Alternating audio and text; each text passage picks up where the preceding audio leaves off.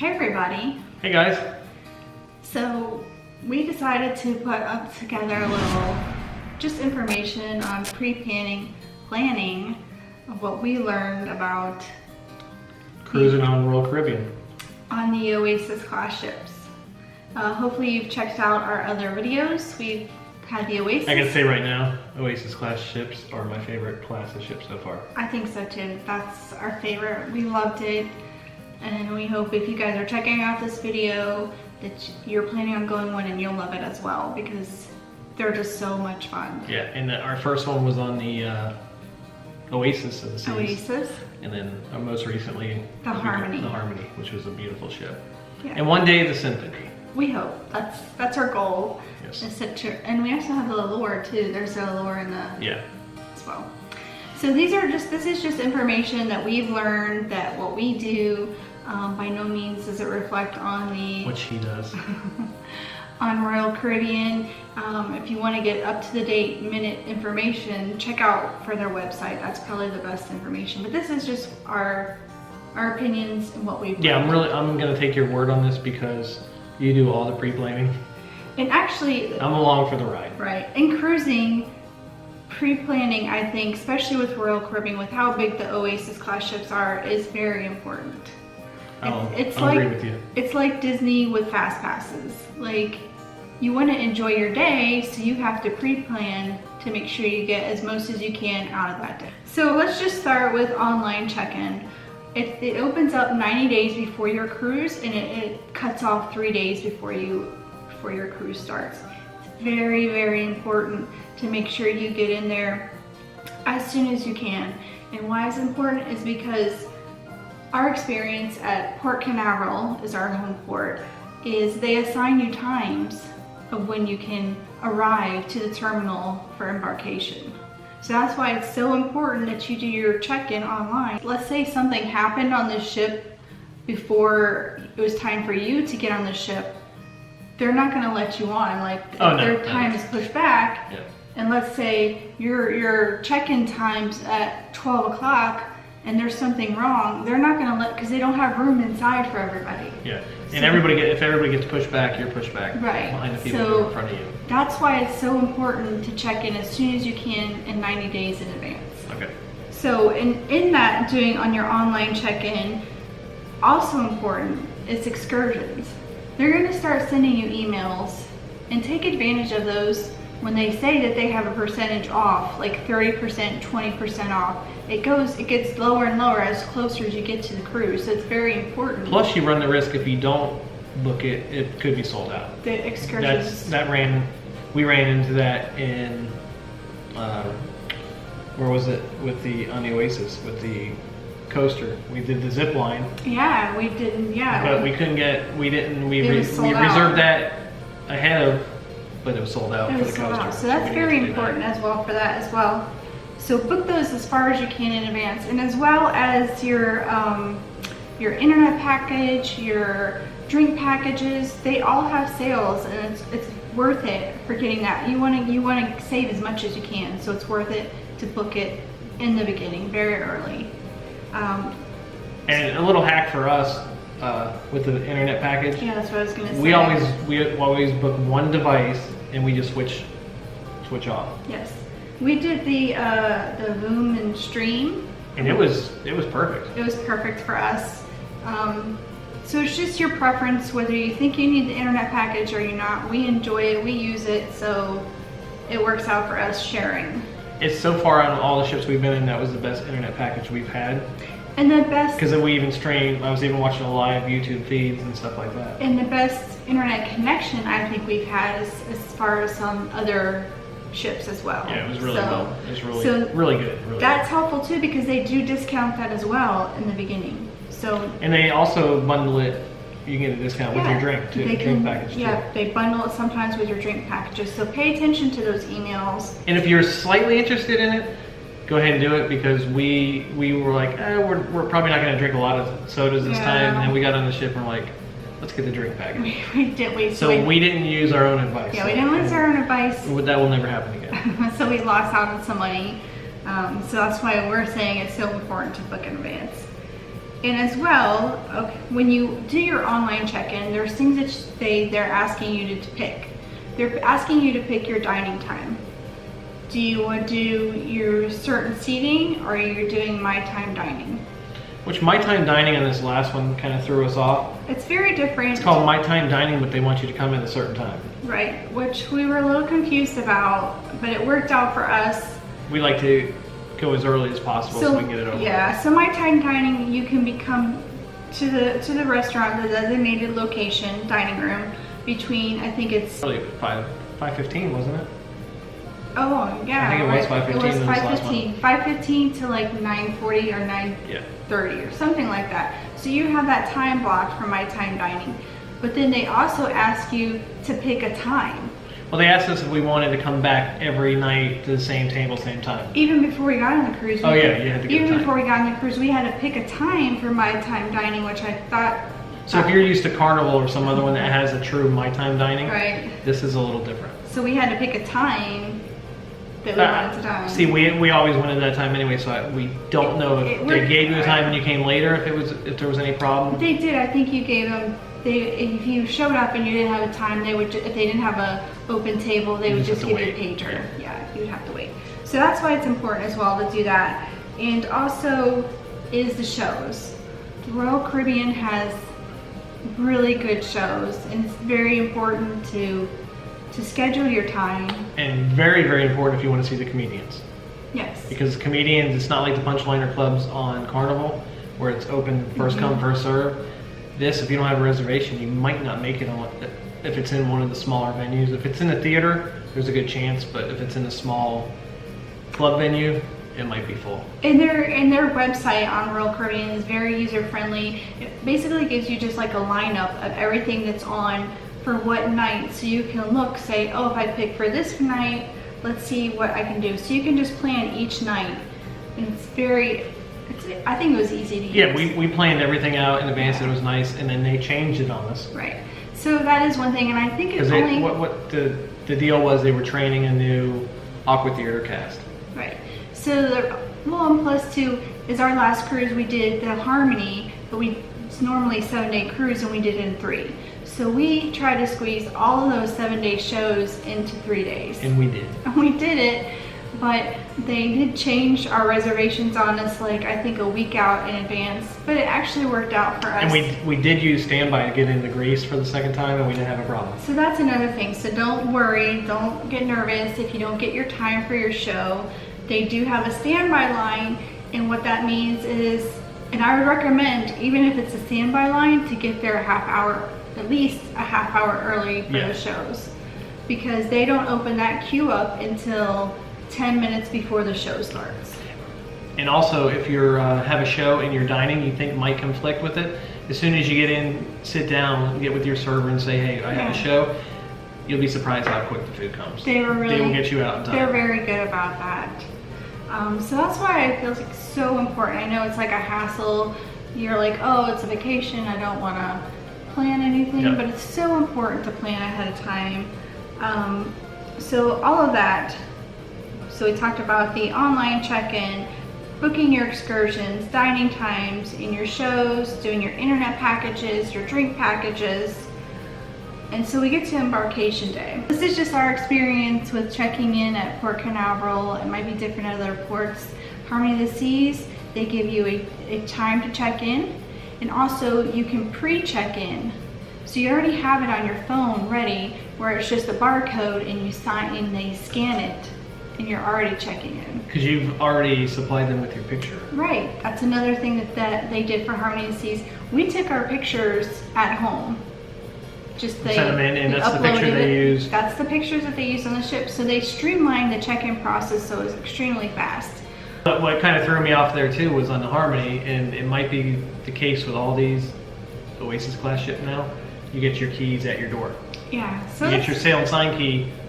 You get on the ship and everything without it, which was different, because they really did streamline the process. They did. They streamlined it.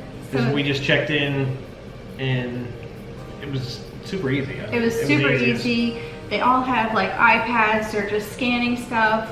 I think just when we went through security is the only time that they checked for our, and this is another important thing, is you can either have your passport or you need a birth certificate.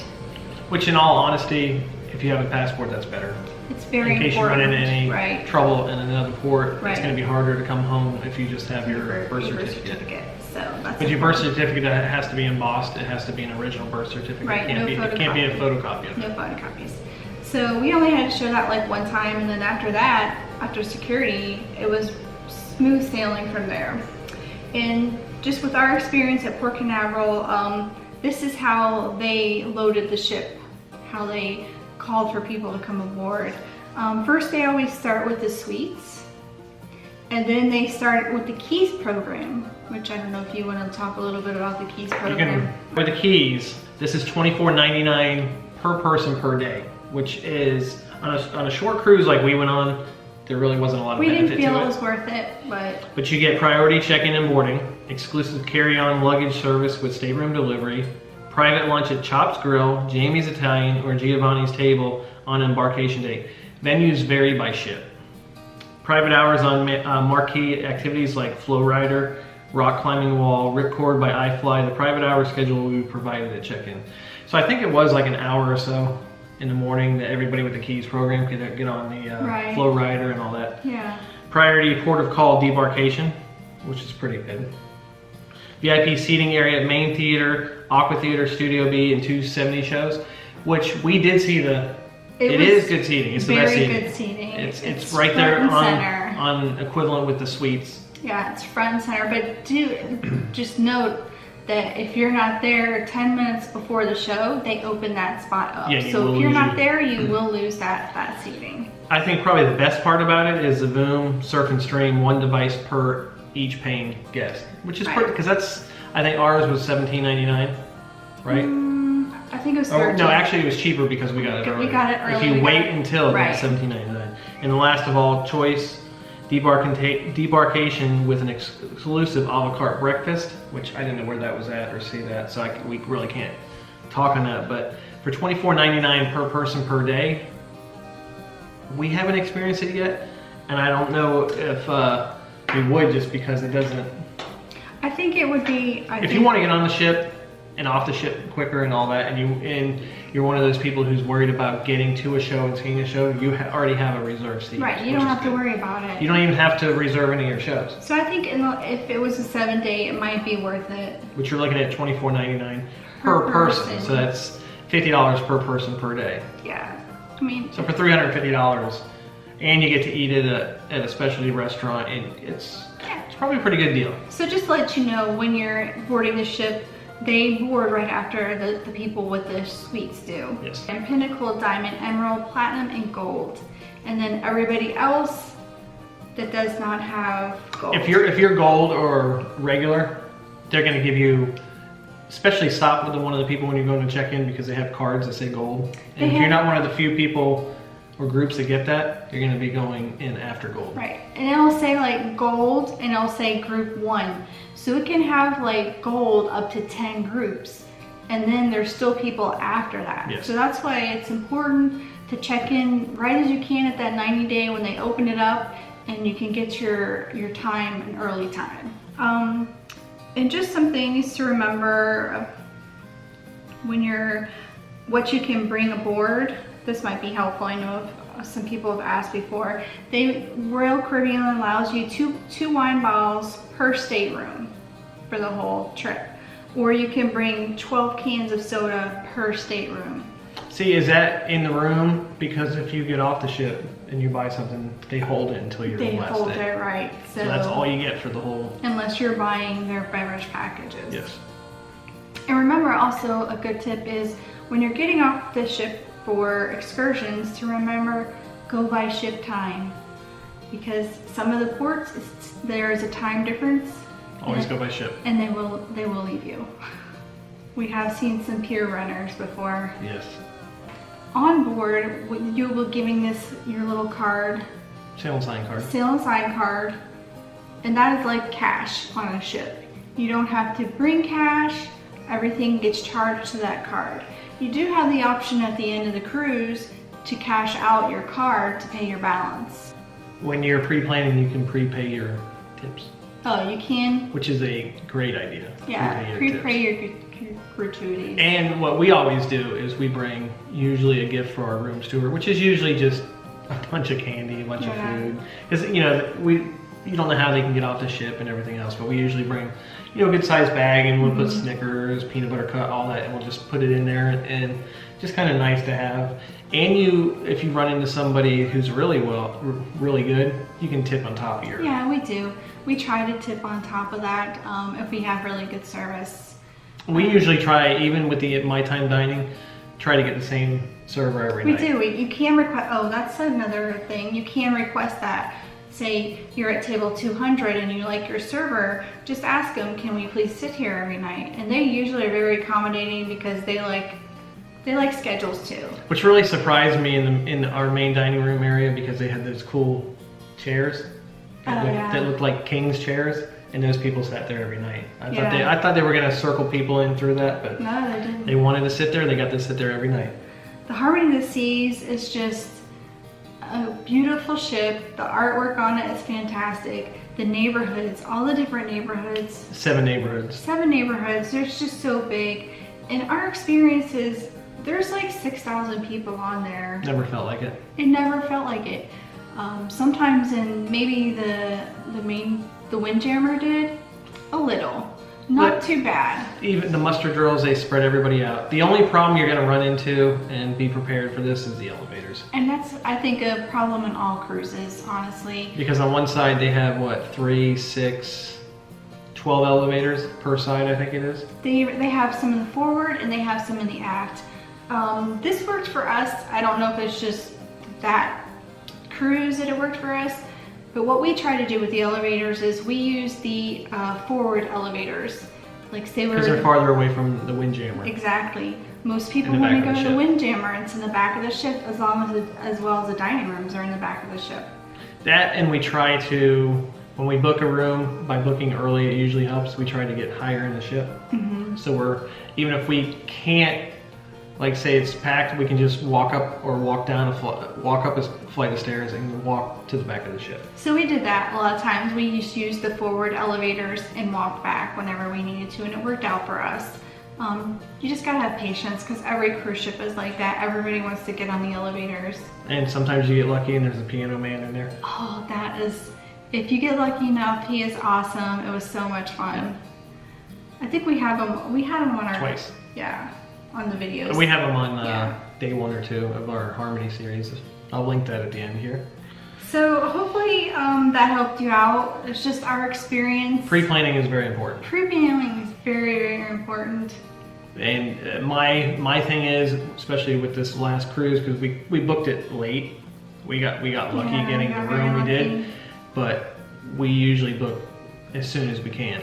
Like when the sailings come out and we know we want to go on something, we'll book it out. It also helped that we had an awesome cruise planner that helped us out. Friend, I'll link that in here too. Stacy, Over and Over Travel. This isn't sponsored or anything by them. It's just they're just good friends, and it's very helpful. We were very demanding, and I think we went through. Well, we booked 9 different rooms to get to one. We're not like divas or anything. At least we booked 9 times to get to the room we wanted to. Just kept, when something else came available.